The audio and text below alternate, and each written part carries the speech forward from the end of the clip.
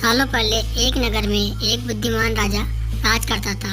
उनकी बुद्धि और होशियारी की चर्चा दूर दूर तक थी। राजा कभी भी बिना सोचे समझे कुछ नहीं करता और नहीं किसी आरोपी की बात सुने बिना उसे सजा सुनाता था।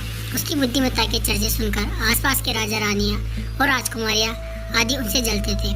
किसी जलन के चलते सभी उस राजा की बुद्धिमत्ता की परीक्षा लेने के लिए नए नए तरीके अपनाते थे। हर बार राजा दूसरे राज्य के शासकों द्वारा ली गई परीक्षा में खरा उतरकर खुद को होशियार और योग्य राजा साबित करता था। एक दिन राजा की परीक्षा लेने के लिए एक राजकुमारी आई।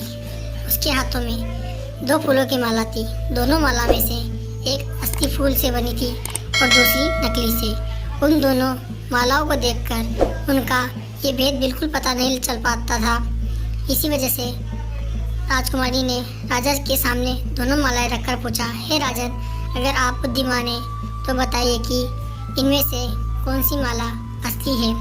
राज दरबार में बैठे सभी दरबारी माला को देखकर हैरान थे, क्योंकि किसी को समझ नहीं आ रहा था कि असली फूलों की माला कौन सी है। सभी इस सोच में थे कि राजा कैसे बता पाएंगे कि असली फूलों की माला कौन सी है।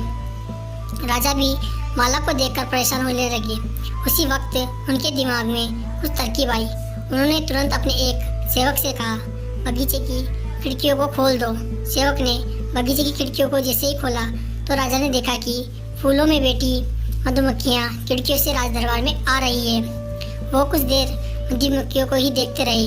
जैसे ही एकाध मधुमक्खी एक फूल की माला पे बैठी, वैसे ही राजा ने कहा, अब मैं बता सकता हूँ कि असली माला कौन सी है। राजा ने तुरंत उस माला की तरफ इशारा किया जिस पर मधुमक्खी बैठ रखी थी। राजा की होशियारी देखकर दरबार में मौजूद सभी उनकी तारीफ करने लगे। सभी कहने लगे कि हर राज्य को आपके जैसे ही बुद्धिमान राजा की जरूरत है। राजकुमारी भी राजा के बुद्धिमत्ता को देखकर खुश हो गई। उसने भी बुद्धिमान राजा की तारीफ में कुछ शब्द कहे और वहां से अपने राज्य की ओर निकल पड़ी। इस कहानी से हमें शिक्षा मिलती है कि अगर व्यक्ति अपनी बुद्धि का इस्तेमाल करे तो वो हर प्रश्न का सही जवाब तलाश कर सकता है और हर मुसीबत में भी हल निकाल देता है।